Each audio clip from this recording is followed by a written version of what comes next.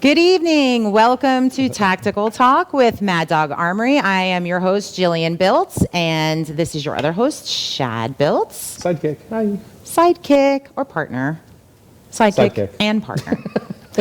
So Tactical Talk is a show that is all about awesome stuff like guns and the gun industry. Right. We bring you lots of different topics and different products, so we're super excited to be here. Shad and I are the owners of Mad Dog Armory, which Shad is not wearing a Mad Dog Armory shirt today. Maybe? Is it on the back? No. Darn it.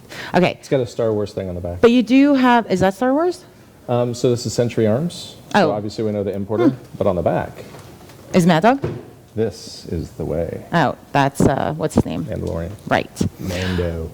So even though Shad's not wearing a Mad Dog Armory shirt, we are the owners and founders of Mad Dog Armory, which is a local to where we are, Tampa Bay, Florida, retail gun shop and training center. And we have 2 locations now. We're very excited. Our second location in South Tampa is coming up on its 1-year anniversary. When? May the 4th, of course. May the 4th. Everything's Star Wars correlated. And that's such a cool thing, too, because WeBeam TV, who hosts us, and we're so thankful to them for doing that, and definitely check out their other shows, one of them being a show about, like, Star Wars stuff. What is that considered? Well, it's all it's nerd stuff. So nerd talk, right? Nerd talk is what it's called. Of different kind of super cool options, whether it's Marvel, Deadpool, Star Wars. Yeah. It's very cool. Shit. Very cool show. Yes. So we are very excited that WeBeam came to us and wanted a gun show because we are censored a lot, and we're very happy to be able to openly talk to you, our viewers, about this topic and yes, guns. So again, thank you so much for joining us. We're here every Friday at 6 p.m. Unless we're not. Unless we're not, which we really... This time we are, because we're here. We are. We're doing it. We're here. We're always here on Friday, but it may be a repeat show, but not usually. We try to get here. Not here. I'm always here. I don't know where he is, but I'm usually here. I'm out of my body. That's true. Okay. Getting sidetracked. So again, back to Mad Dog Armory. We are a gun shop and have training, and we're very passionate about education. We started our first location in 2016, so it's been quite a few years, and that's our original location in Largo. That is in Pinellas County, again in Tampa Bay, so if you're not local to us, Tampa Bay area. And our shops are super fun. We love them. We're franchising, so if you're interested in owning your own, just let us know. Shoot us a little email or... Right. We're not your typical gun shop. So we open the shops for a very specific reason because of how she got treated going into gun stores. Yes. And some of the times how I was treated. I mean, ultimately, you go into a gun shop, and I walked around at one locally in the area for about 15 minutes, and not one word was said to me. No acknowledgement. Zero. And there was 3 guys just sitting there shooting the shit. So it kind of infuriated me. And then, as a female, right, as a female being, going into a gun store, there's a lot of stigma, and, people hand her a nice pink gun, a nice revolver. Here you go, sweetie, this is what you need. And that's not what we're about at all. So that is true. That is absolutely true. And thank you for bringing that up, because that is exactly why we opened our gun shop. So we are your friendly neighborhood gun shop, and Mad Dog Armory is, our baby, and it's doing great. And so we're very excited to have an amazing staff that is friendly and knowledgeable, and we've trained them personally, and they do such an amazing job at getting you into the right product, explaining to you all the different options that you have, and making sure that you're in the right product. And even if you choose not to buy that day or whatever, we're still going to spend that time with you and make sure that you are taken care of. Absolutely. So, and we just got our 301th, is it 301th? 301st? 300, it sounded weird. Or 301. 301 Google review, 5-star, 301st, yes. So thank you very much, and please go on our website, and if you've had a good experience with us, which I'm sure you have, please definitely leave us reviews, because we look at those, and we respond to every single one of them personally. And like I said, our staff is amazing, so we've had the opportunity to do things like this and step away from the shop, and we're very blessed and thankful to be able to do that, so we can do things like this and bring you this information, and so we are very thankful for that. And definitely leave reviews, because that helps people find us. Absolutely. Yeah. So, all right. So last week we talked about AR pistols and AR rifles. Yes. So that was a great show. So definitely go back and check that out. We are now on show 11. Yeah. Double hockey stick. Show 11. And so our previous 10 are all great and very informative, and definitely check that out. So last week's was really cool. Yes. We brought a lot of our own stuff. We have a pretty good collection, and tonight we also brought a lot of our own stuff. So tonight, all of our own stuff. It's actually all of our own stuff. Yeah, so on your screen you'll see a little preview of last week. So that was very cool, because a lot of people don't know that AR pistols are not short barrel rifles, and they are perfectly legal. So, and then also currently, the administration that's in now, who knows? Thing, So very good information. So if you're looking for any kind of NFA item, or to build your own rifle, or build your own pistol, or whatever you want to do, that show was great information for people that want to do that. So definitely like, share, subscribe to our YouTube channel, Facebook, social media, all that good stuff. Click on the bell reminder. Correct. The bell reminder, yes. I'll never live that one down. Nope. Okay. So tonight's show, we're going to talk about gun value, basically. Okay. So different types of guns that you can collect. They're great investments. What is considered like a curio and a relic. Okay. If you have a gun that you don't use and you want to trade it, or consign it, or, sell it, how you go about doing that.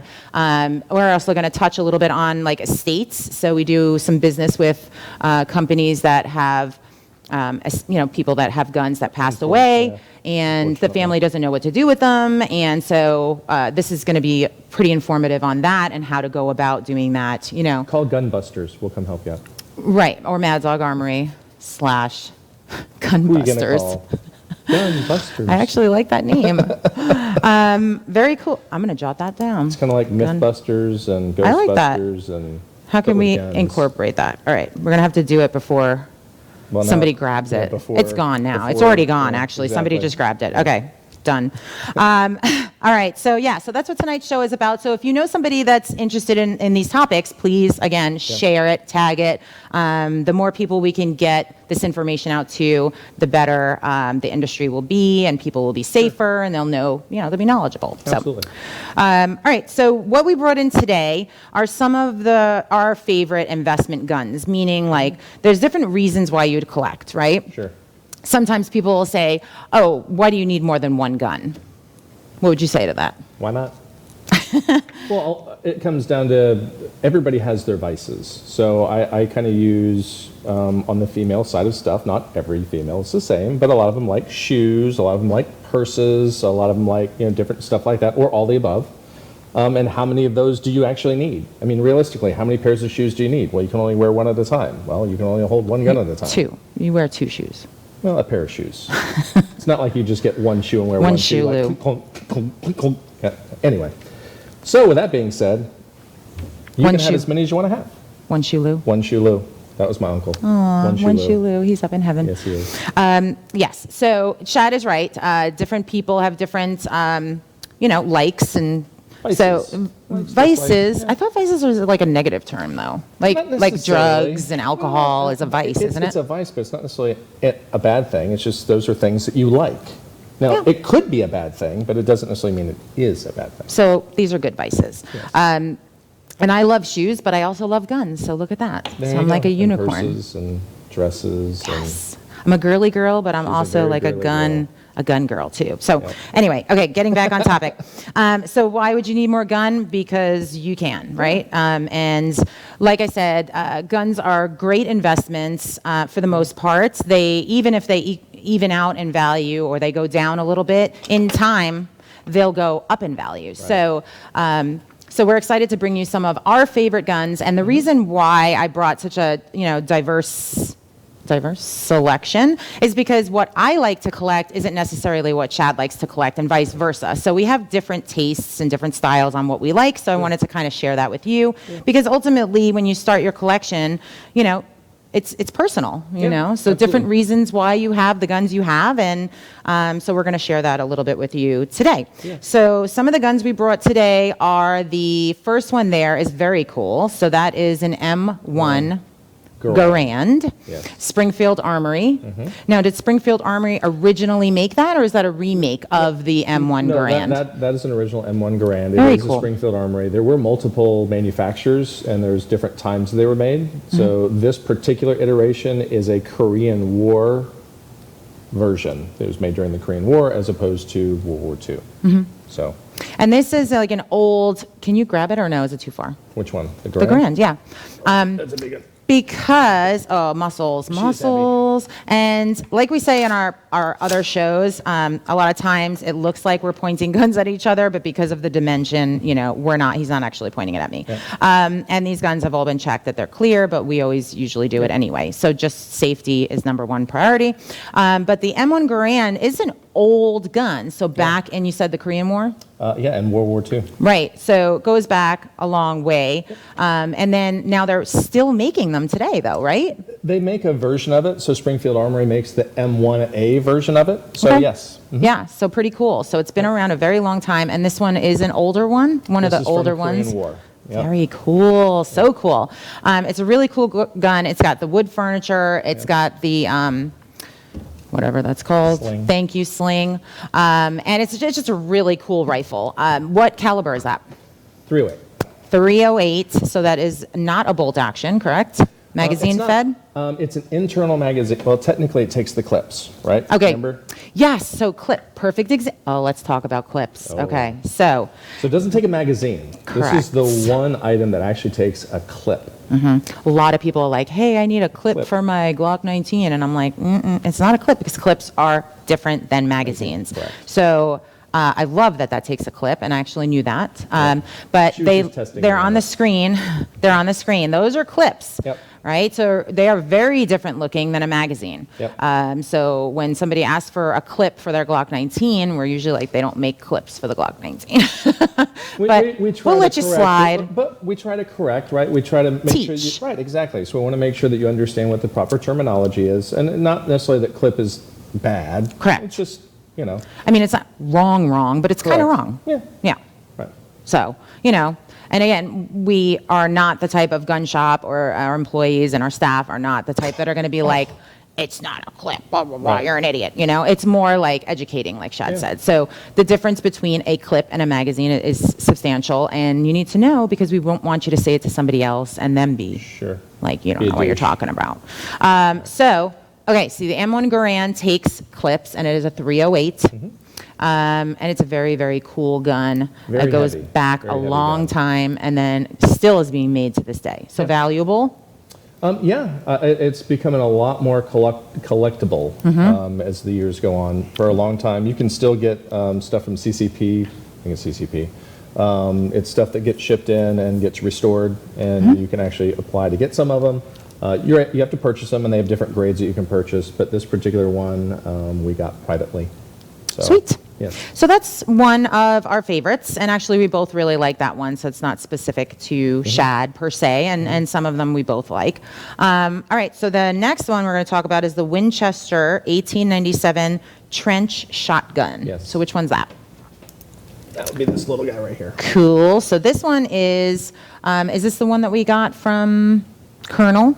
This is the one retired that we got for Colonel? him. Yes, okay, for him. Yeah, okay, definitely. So this was something that was on his list. He really wanted the Winchester bad. He wanted the trench gun. This particular one is from World War II. And we're talking about the Colonel, the retired Colonel that we had on a couple shows ago, which we were very excited to have him on the show. If I'm pretty sure, so he was born in 41, and I think this was manufactured in 42. Okay. I was trying to find something the same year as him, but I couldn't find something that old. So Aw, Papa. It's old enough. Hi, Papa. It's old enough. So what's special about this? So it's a shotgun. It is. So this was used for a long time. This was used, I believe, in World War I as well, World War I, World War II, Korea, Vietnam. So why they call it a trench gun is the original gun had a much longer barrel on it. I see like a cutout here too. That's for a bayonet. So this is your bayonet lug. So bayonet's going to go into here. And what is a bayonet? A big old knife like on the screen there. Perfect. Yep. So Rob is on it today. he is on, yeah. Yes, on it point. looks great. It looks great. So Very cool with the little bayonet. heat shield on it as well. That's more decorative than it is anything else, realistically. But it's something that just makes it a little bit more compact for being in trenches. And again, they call it trench warfare. A lot of that was in World War I, more so than World War II. There was trench warfare in World War II, but it was really, really popular in World War I. And apparently the Germans were very upset and said that this was not in war spirits as far as fighting in the trenches. But whatever, you got to do what you got to do to win. Right. So they're saying it was overkill or something, or what? I don't know. Literally. Overkill. So. Okay, cool. So valuable as time goes on, gets more valuable. Yeah, so there's not going to be as many trench guns as there are just regular model 1897s. So, okay. Yes. Great. Much more valuable because it is a trench gun. And it's not a modified trench gun. It is an actual trench gun. It also has the proper markings on it to show that it was actually issued, all that kind of good stuff. So, yeah. And the older the gun is, potentially the more value, depending on what it is, right? I mean, and again, when you start getting into war-style guns, stuff that were used, whether it's World War I, World War II, Korea, I mean, nowadays, if you can tie a particular gun to a particular maybe battle that happened that was extremely significant, or to a particular person, that's when stuff really becomes skyrockets. Huge values. Absolutely. Huge values. Yeah. So, but very cool. Cool history on those guys. Honestly, I wish they'd do a movie on something like this, because you've seen the movies. Different guns. Well, just like a gun, and just follow it through its history of kind of what it saw and what it dealt with. I mean, it's kind of, you think about these, again, it's like this thing's from, you see some guns, we've had guns in the shop that 1800s. were actually from, manufactured in the 1800s. Absolutely. Right, the late 1800s, which just so cool. blows my mind. You think about what it's seen and what it's kind of done. It's Absolutely. And we're always fascinated, and SHAD really, you usually are very, very fascinated by the history of guns because they're so cool. They've been around a very long time. And when gun advocates start their bullshit, it's like, give me a break. Guns have been around a really long time. This isn't something new. It's like a car. I mean, you think about the light bulb, and you think about these things that were created, and it's like, holy crap. I mean, the people that kind of thought this stuff out well above their time and just kind of, and how they've evolved is pretty amazing. Yeah, so. Very, very cool. All right, so the next one we're going to talk about is the lever action shotgun. Did we do any research on that? So it's a Marlin. Okay. So this is a particular Marlin. I couldn't remember what the We're going to start with the long on guns. Okay. So we had talked about the lever action, I think it was last show, but we didn't have a lever action with us, remember? Right. So this is a true lever action, and that's going to be... a lever action shotgun. Correct. In this particular instance. Yes. So this particular one has a little bit more value to it. You'd look at it and go, it's a 410 shotgun, right? I mean, nothing literally really just looking at it, sometimes I go to estates, not to get off topic, but I go to estates and people's houses that pass, and I take their guns, and we store them until, they go to court and probate and all that stuff. And sometimes I look at a gun and I'm like, no big deal, and I'm writing it down, and then I get back to the shop and we look up the value and we're like, holy crap, so you really honestly never know what you have until you actually look it up. But sorry, go ahead. So like this particular one was only issued to stockholders.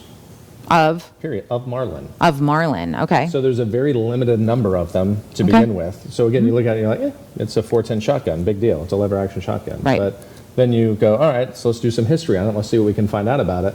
And this is something that Papa also handed down to me. Colonel. Yep, the Colonel handed down to me, and I was doing some research on it. I'm like, holy crap. So. Yeah, very cool. Very cool firearm. It's got a great history. Very rare to have one of the ones from the stockholder.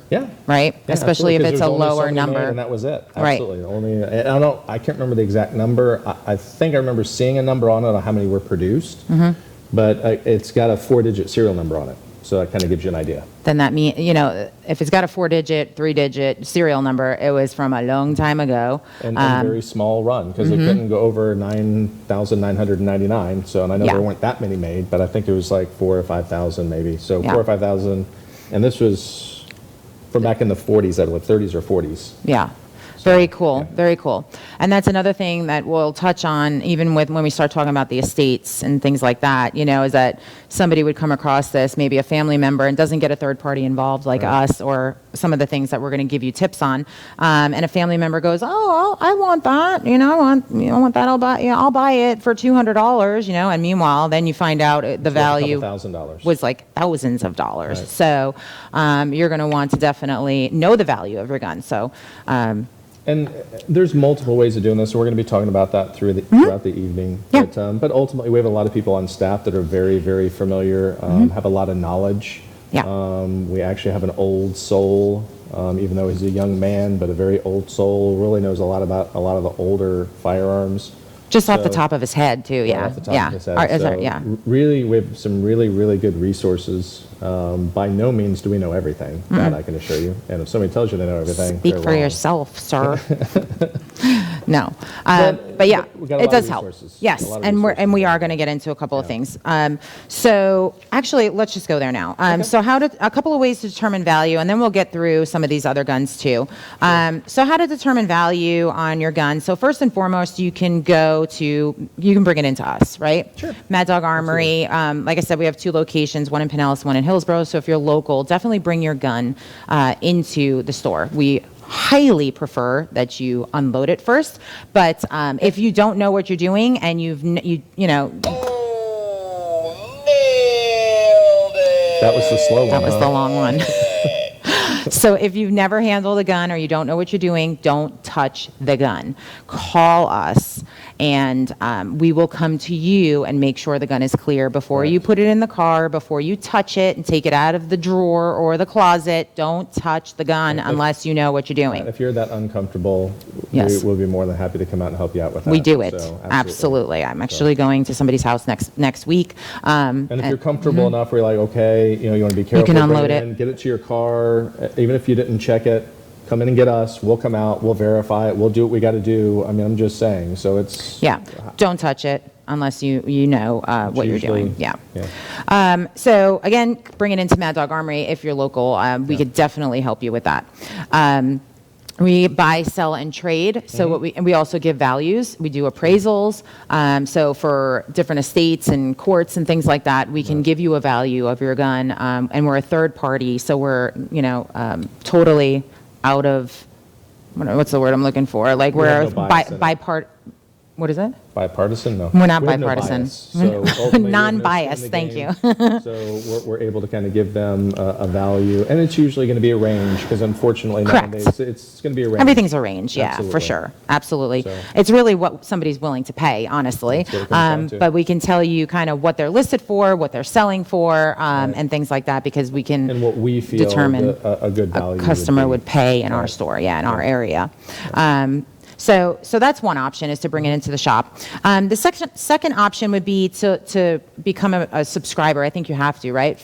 It's Blue Book. So you know how you have Blue Book, Kelly Blue Book, or whatever it is for cars. They have it for guns as well. That's correct. So it's the Blue Book of Gun Values, and basically it is a book that you can get that's printed, or you can do it online. Correct. So I think you have to subscribe to it online, sure enough. And you can punch in the information on the gun. You're gonna and I do find you're gonna need the serial number and the make and the model and all that and stuff. That's still on some of these firearms. You're gonna put hard it to in, find. And there is going to be a huge list, and they're going to go okay because there might be different versions of the gun. There might be whatever. Like when we get into this particular guy right here, this is a Smith & Wesson Model 686.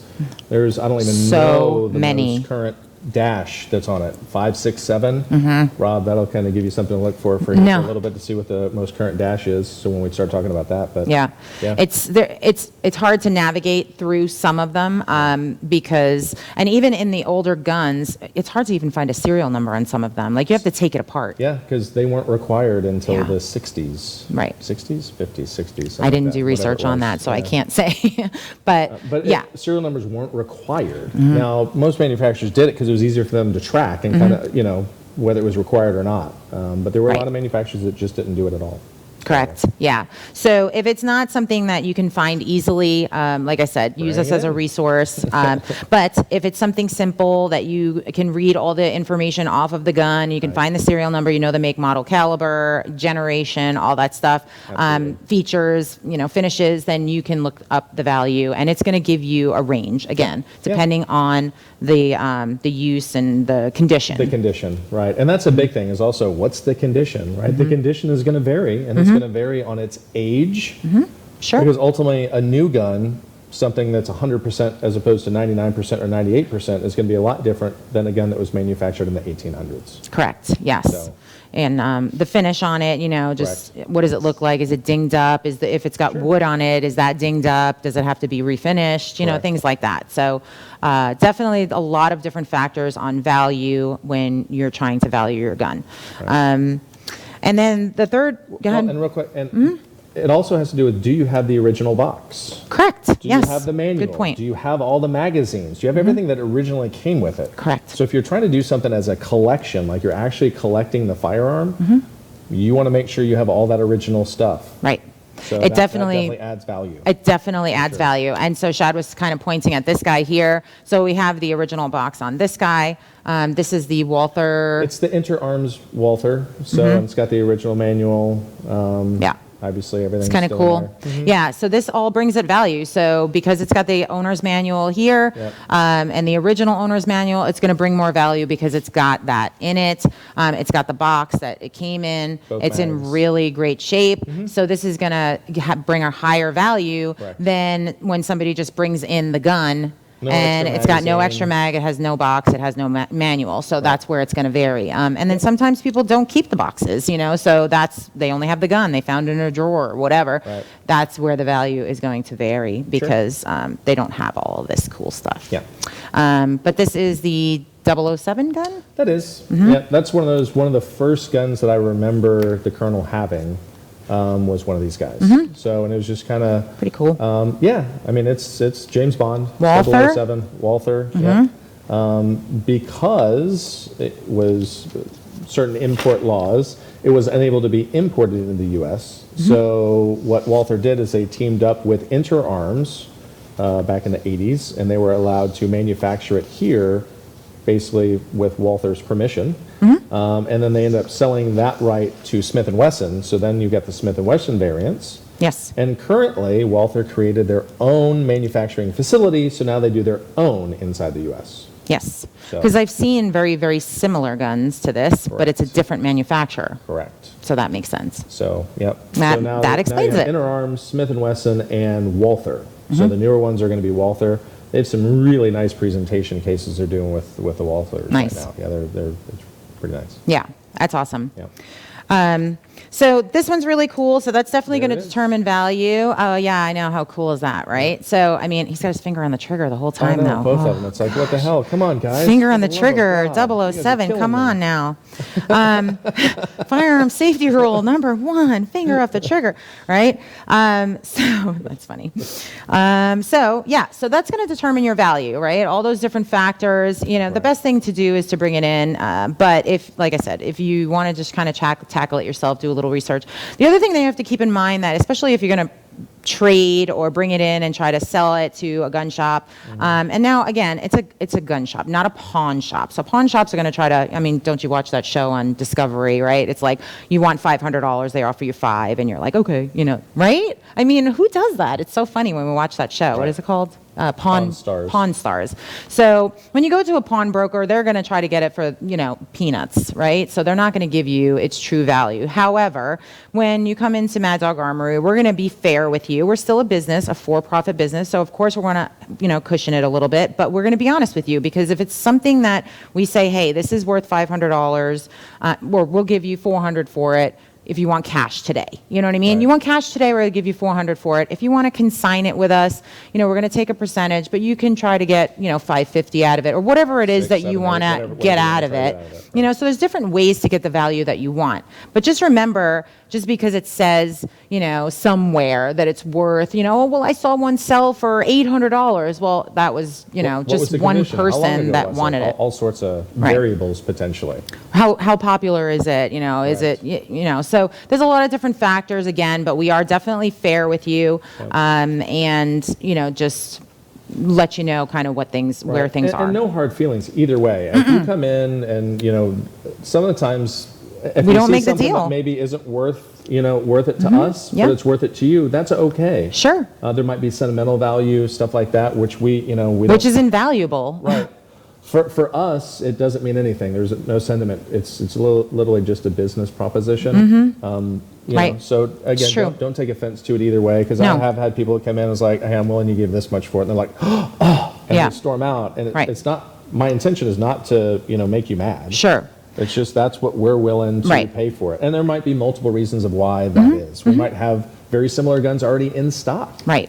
And it may just not be something that might not move very well for us. Correct. So in order to do that, I have to pay a little lower price in order to put out for less money. Or we have 5 on the wall. You know what I mean? So if we have 5, already, we're not going to want to pay, higher Top than dollar. Right, exactly. Yeah. So it just depends on what it is. So again, lots of different variables, but definitely find somebody that is reputable and do your research on your own, but always be willing to listen to the experts, because we're going to be honest with you and let you know what it's worth.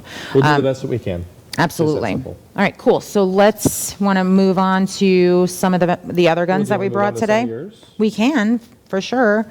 I can do any one that you want, whichever one you want to go to. I'm cool with. Yeah, so for me, when I'm collecting, I like different things. Like, I like funky looking things, just different looking. Like, just first and foremost, like this guy, and I'm not a big Star Wars, enthusiast or whatever, like SHAD is. I don't dislike I love Star Wars, but it's not something that I grew up. But why do you bring up about Star Wars about this? Because this gun is like the blaster thing. The blaster? The blaster. Is it a blaster? So Han Solo's blaster. Yep. So they use this gun. Right. They put some stuff onto it in order to make his gun. Right. So that is the base of the gun for Han Solo's blaster. And honestly, I didn't know that when I originally saw it, because I kind of loved it just because it's so different. It's got all these different features on it. It's just cool. I saw it and I was like, oh my God. Blaster's fucking cool. Hello. Right. And then what a bonus to know that it was, Star Wars and this other thing. But for me, this was super cool looking. It's just different, right? Another example would be. And what do they call that? The gun? Broom handle. A broom handle. Yeah, and a cool part, I didn't bring it, but it actually can turn, it has a stock. You can attach a stock onto it. It's got a little indent here, and you can put. But if we did that, then it would be a short-barreled pistol. We don't want to, Right. Another cool one that I just acquired recently is this guy here. And I'm still learning how to use it. There you go. Yeah, the Benelli. So the Benelli is actually really cool. I know Benelli from their shotguns. Yep. Right? That's so when gun. Yeah, and so, this was just sitting on the shelf at one of our locations, and I was like, oh my God, when did we get that in? Just the way it looks is just so cool, and the knowing it's a Benelli, and Benelli is it's an Italian brand. Yeah. As you can see, I talk with my hands, I'm Italian. And so I just kind of thought it was super cool, and I was like, okay, this is for me. I'm taking it home. I bought it, and I got a good discount. So. Who's the owner? I did pay for it, though. Oh, I know you did. So this is another, one of the reasons why I collect the way I do, just because it's cool, right? Different. Cool, just different. Yeah. And other people would look at it and go, wow, that's ugly. Right, and it's a 22 long rifle, too, so people are like, oh, it's 22 long rifle. I don't care. What does this shoot, by the way? Do you know? So it's not a 9mm, but it's a variant of a 9mm. Okay. So it's a 9mm this way, but it's not 9x19. It's not a Parabellum or a Luger. Gotcha. So. And then another one that I really liked. This baby is heavy. I wonder how heavy this is. It's 4 or 5 pounds, 6 pounds. 4 or 5 pounds. Yeah. And I really need to start shooting these guys because I'm anyway. So this guy I loved. This came in, we actually got 2 of them, one in 9mm and one in 45. And which one did you get? 45, of course, because I love my 45s. That's right. But this one is so cool. Look at this thing. Semi-automatic MAC-10. Semi-automatic MAC-10. And, again, for me, I was like, oh, my God, that's so cool. And Chad's like, you don't want that. It's just, and I'm like, I want it.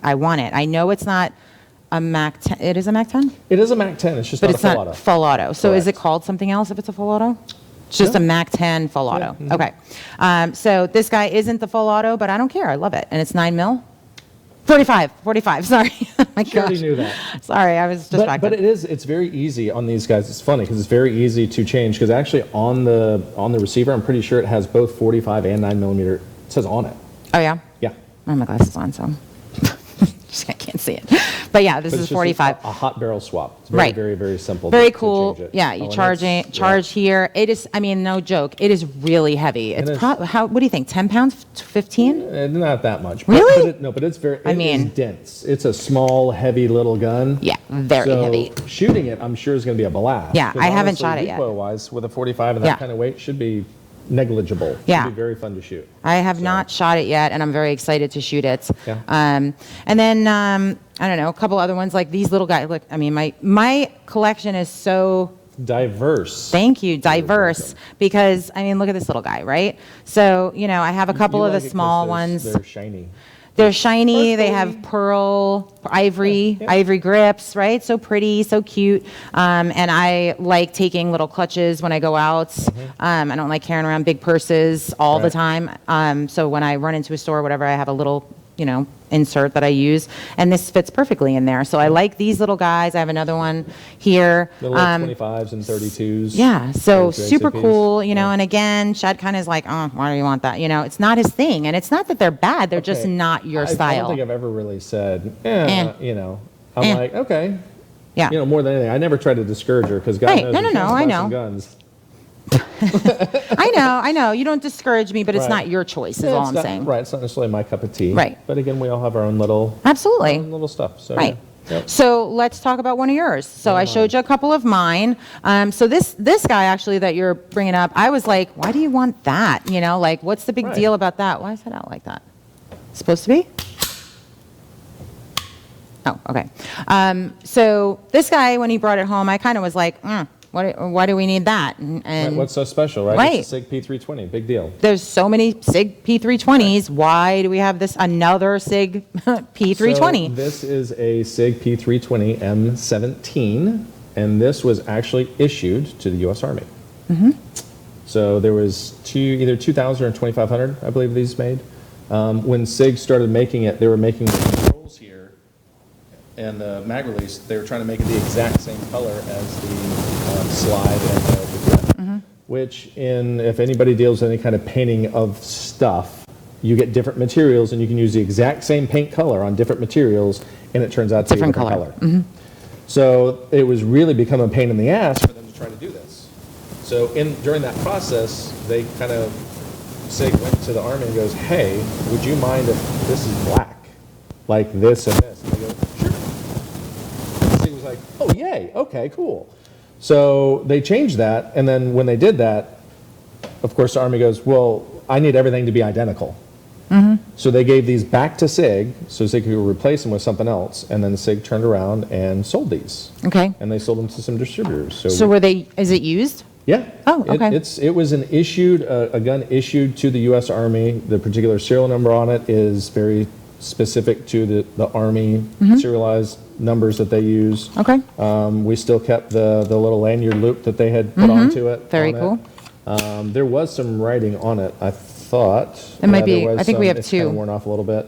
But we also have the M18 version. Oh, okay. The M18 version is one that SIG just did a remake of this. So it's not identical, but it is the equivalent thereof because they didn't make any M18s that happened to.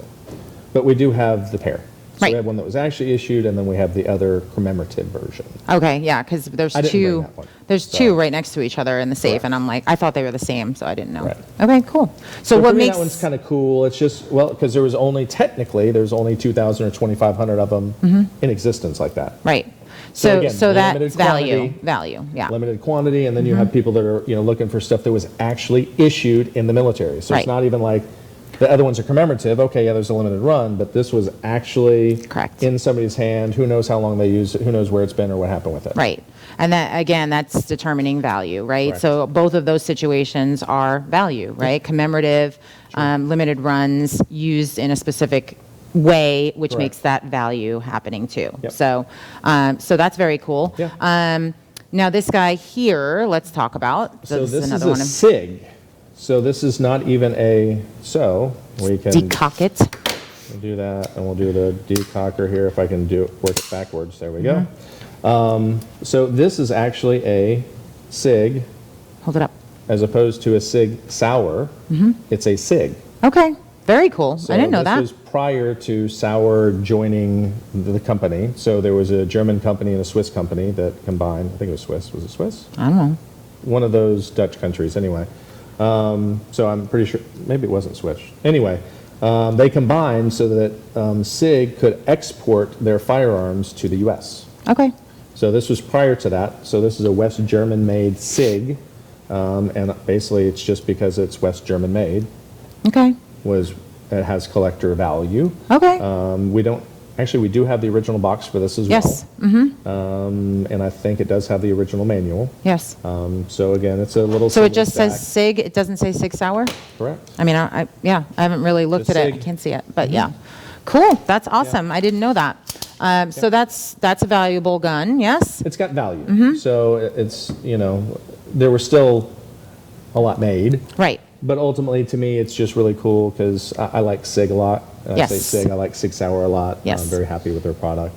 And again, it's just kind of one of those, it's different. It's a West German made. So, Yeah. very cool. And yeah, that's cool. I didn't know that SIG and Sauer were two different companies that joined. So that's very Yes. cool. Fun fact. Yes, fun fact. Cool. Yeah. And now the revolver that you So, have and again, there. and this just, you kind of look at it and go, oh, there's nothing special about it. Honestly, I was thinking the same thing. Yeah. So it is a Smith & Wesson 686, which, again, nothing really special about it, other than the fact that it's a no-dash. So we talk about different variants of the firearm, and in this particular instance, there's no dash. So that means it was in its original run of firearms, so no major changes were made. And then if I remember correctly, I think this is within the first month of manufacturing. Very cool. So it's very old. Now, I don't have the original box. It has been shot, so it's not like it's, perfect or pristine, but it is kind of one of those first month of manufacturing of a Smith & Wesson 686. Very cool. Awesome. Yeah, that's a very, very cool revolver. And yeah, I didn't know that about it because 686 are very common revolvers. And I say common, but they're just popular. And there's so many different variations of them. And revolvers just in general. Sometimes they're, 5 shots. Sometimes they're 6. And then the 686, Shad was talking about the dashes before. And that is something that, I see all different kinds of dashes and things like that make it separate and more valuable potentially. Right. So with Smith & Wesson, when they did their revolvers, in this particular instance, like it's a 686, and then if they did some sort of major change, and what they felt was a major change to the design or whatever in the gun, so they might have changed how something functioned. Sure. Then they would do a 686-1. Great. And then it would be a 686-2. It'd be a 686-3. Right. So Amber Alert. Sorry, guys. But, yeah. It's okay. With that being said, different 686 variants, and again, this is a no dash. They also have different lockups. Cool. They have different kind of, where's the hammer? Is the hammer on the, is the firing pin on the hammer? Is it not on the hammer? That kind of thing. Correct. That all has to do with which it is on the. It's on the hammer? Firing pin is on the hammer. Oh, okay. Right. Yeah, that's that whole Alec Baldwin thing. But but anyway, but yeah, just looking at the revolver, and this is where we want to, inform you, our viewers and listeners, because some people might look at this revolver and just say, oh, it's just a, 686, it's just a revolver. But meanwhile, when you bring it to somebody that actually knows what they're talking about, then they're going to know that that is a no dash and that's actually more valuable. And so that's what you want to do. You want to make sure that you're getting the most value out of your firearm. And, so it's really important. It says 686 plus. Oh, plus, sorry. So the plus tells us that we have one more round available in the cylinder. Okay, awesome. So very cool. Yep. So the last one we're going to go over is going to be the Colt 1911. I love 1911s. Now, I love to collect 1911s. I don't carry a 1911. Now, I know there's a lot of people out there that carry 1911s. Sure. They love their 1911s. And I don't carry it. I guess I would, but I haven't in the past. It's just heavy and it's big, and so I like more concealed carry guns, smaller. We're in Florida. I love wearing tank tops and not a lot of clothes. So concealed carrying a 1911 isn't really very Makes it feasible. a little more difficult. Right, but I love shooting them and I love collecting them. So the 1911 is just an amazing firearm to me. I love the 45. I love the look of it, the feel of it, the weight, everything.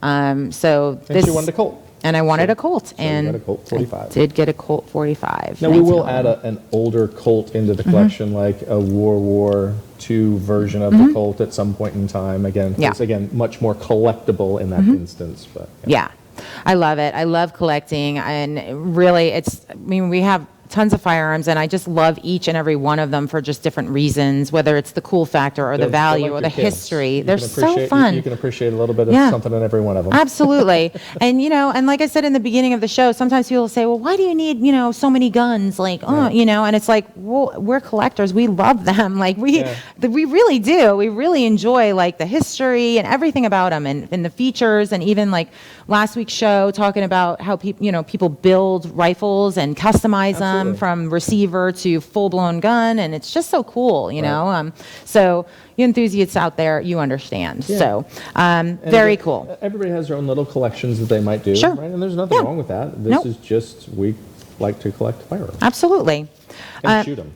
And shoot them, yeah. So some of them we don't shoot, right? Because you just don't want to devalue the value of them. If they've already been shot, well, okay, then you just don't want to damage them. So correct. You want to be mindful about what you're doing. You don't want to devalue something. Especially if they're really old. Absolutely. Especially if they're really old. Right. So if you come across, you want to verify and make sure, how's the barrel, good point. how's the chamber, how's... Yes, good job.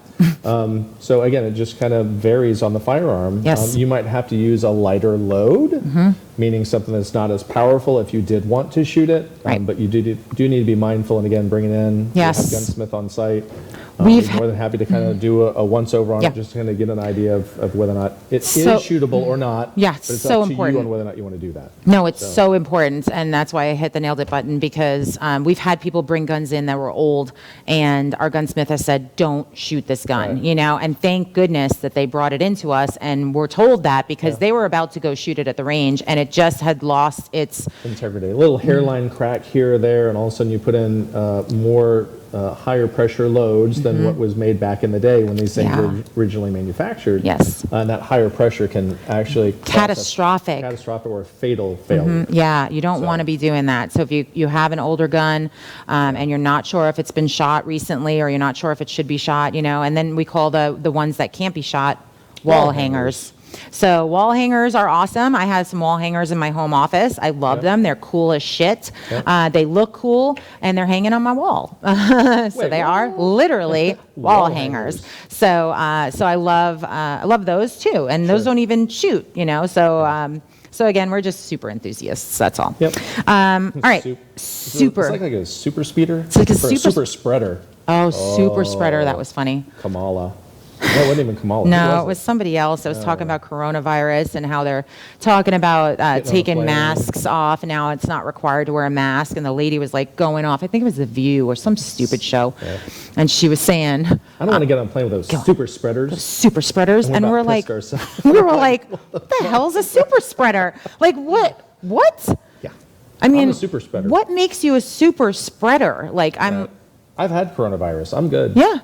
I haven't had any issues since. No, wow. It's really, I don't even know what that means. So it was really funny.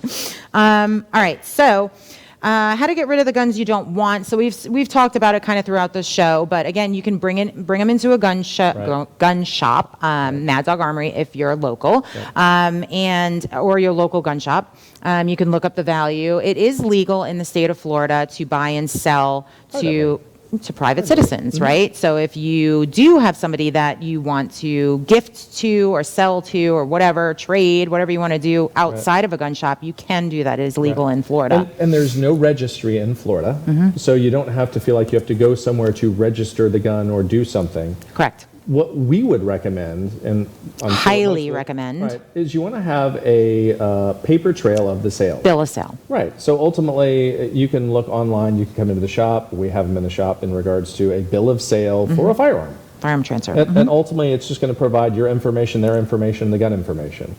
You want to make sure that they are not a felon. You want to make sure that they're able to be in possession of the gun. Now, you can only do so much. Correct. Right? Unfortunately, you can't come into our shop. I can't run a background check for you, even if you wanted to and they wanted to.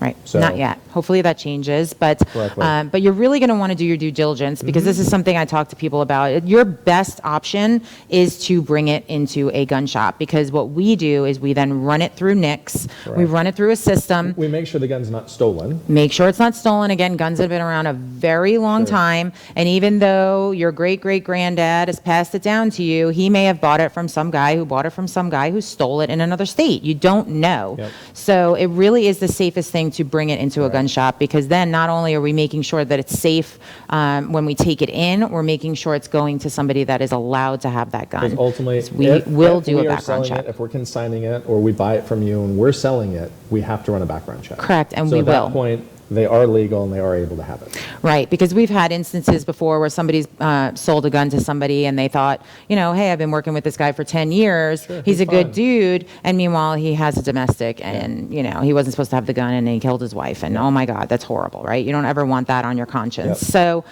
so the best way really safest way is to deal with a licensed gun dealer, but it is legal to sell to citizens, if you want to do it on your own, do the bill of sale, get a copy of a driver's license. If you can, maybe make sure they have a concealed weapons license, something like that, right? At least you've done some due diligence, like, hey, look, they had the license. I assume that they were fine. Even if they're not, you did as much as you can. Correct. So. Yeah, and that's really what you can do.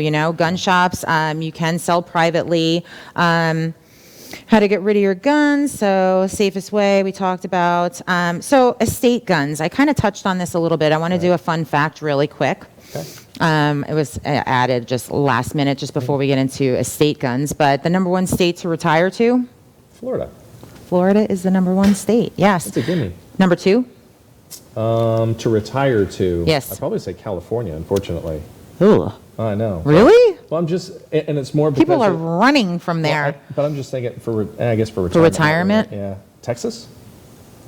No. Where? Virginia. Virginia. Number two is Virginia. Yes. Okay. And then number three, Colorado. Oh, pot smokers of America. There you go. Pot smokers. So you retire, you sit back, you look at the mountains, and you smoke weed all day. And everything just disappears. Correct. So Florida is the number one place to retire to, according to something that I looked up online. And then the other thing is total deaths in Florida. Okay. Oh, and this wasn't fun. This wasn't easy to find out. Correct. I was like, why is this so difficult? I was researching. It's kind of a fun fact. So the most recent information was from 2017, and it was over 200,000 people in 2017 died because people come here to retire and they die. Right. So think about that: 200,000 people in 1 year. How many of those people owned guns? Right. A lot of those people owned guns, especially in the gunshine state. So what do you do with those guns? Right. We talked about it a little bit earlier, but definitely bring them in or give us a call and make sure that you have somebody come out to you, make sure that they're safe before you're handling them. And you're going to want to determine the value and use all the tools that we gave you today to determine that value, for us to help you determine the value. So you're not being taken advantage of. Right. You're actually knowing what the value is, and then you can make an educated decision on what you want to do with those guns. If you want to even hang on to them, we could teach you how to shoot them. We can do anything you want, really. We can restore them if they're in shitty shape. We can, re-blue them. Right. So there's a lot of things that you can do with these estate guns from those 200,000 people. 200,000 was it 300,000? I just forgot. It was 203,000 in 2017. Right. I tell you what, when I was growing up, this really was the place. I mean, I grew up in Florida, I grew up in the Tampa Bay area, and specifically this area was really, really, really a lot of Q-tips. Yeah. And you know what I'm talking about. If you don't know what he's talking about, when you're behind somebody in a car, and they have that big head of white hair, they're called Q-tips. Well, yeah, that's not very nice. But at that particular moment in time, I think the average age, it was something stupid. Like the average age in our area was like in the 50s or something like that. And then as they were passing away and we were all growing up, that number went down exponentially. Right. So as far as the average age. Yeah, it's and a couple of single people that we know have said in the past, like, there's certain areas you go if you want to meet somebody, right? Because there's other areas that you go that it's a lot of older people. Yep. 4 o'clock dinner. The early bird special, yes, the early bird special at 3 p.m. So yeah. Get home and watch Matlock. Matlock. Oh, that was Grampy's favorite. Yeah. Yeah. So if you do want to hang on to those estate guns, definitely getting involved in shooting sports, getting some training on it. I recently had a lady, and I definitely want to bring this up in my shooting club, specifically, that is a recent widow. Her husband passed away suddenly, and she got herself a firearm, or he had it. I wasn't sure. I'm not sure if she got it new. I think he might have had it like in a drawer. She found it. She was very nervous. So she joined the shooting club. She said to me the other day, she stopped me as I was leaving, and she said, Jillian, I just want to let you know that I have been so scared in this big house all by myself. I hear noises in the middle of the night. I couldn't sleep. I've been stressed out, and you've empowered me. I feel so comfortable now. I've been sleeping really well because she's been practicing and she feels confident with her gun. That's awesome. I mean, it was amazing. I'm like teared up. I was like, literally like, I'm so thankful that you did this, because it must have been a big step for her. She wasn't comfortable with guns at all. Absolutely. And when she found the gun from her husband, she was like, oh my God, there's a gun, you know? Right. And so now she's super empowered. She's sleeping well. She feels good. She can defend herself. Spectacular. I love Super fun. So that definitely pass that information along to anybody you know that might need some help with that. And we're going to wrap up Tactical Talk number 11. I'm so excited. Yeah, so start your collection. We can help you get started, and whether you're into cool stuff or cool stuff. Well, that's still cool stuff. But whatever you want, we can help you. Thanks for watching, and we'll see you next week. Bye. Bye.